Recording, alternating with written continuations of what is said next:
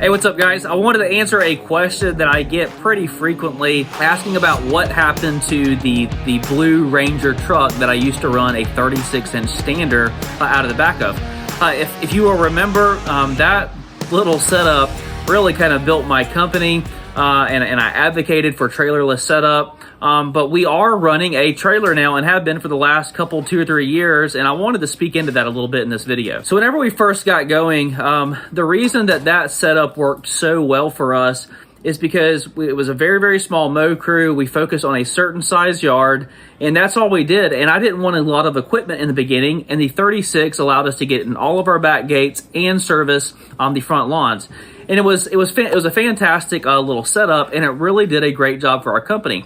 However, what was happening is there was just opportunity to do some bigger lawns, and the 36 was just taking too long. So then we bring in the 52-inch mower, okay? And I started with a 52-inch sit-down mower, and I ran a trailered setup with that 52-inch mower and the 36-inch. Well, the reason that we got away from the trailerless setup was because I just didn't feel comfortable putting 2 mowers in the back of the Ranger. And I mean, that wouldn't have worked anyways, but I know there's some guys that are using the ramp rack setup, and some guys are doing some other things to still use a trailerless setup.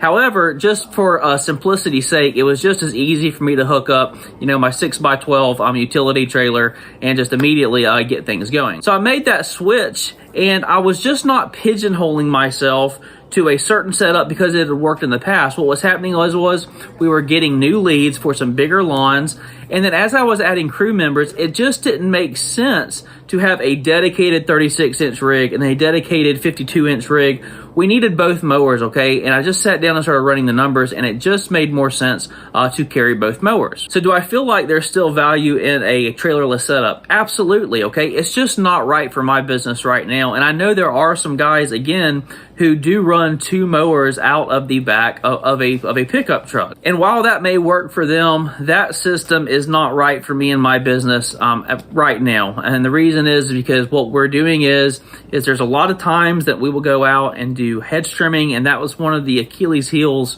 of that system is, how do you haul away debris? How does that look like? Now, we do have dedicated days that we go out and do special projects like that, but there's just so many times whenever clients come out and say, hey, can you touch up this small area over here?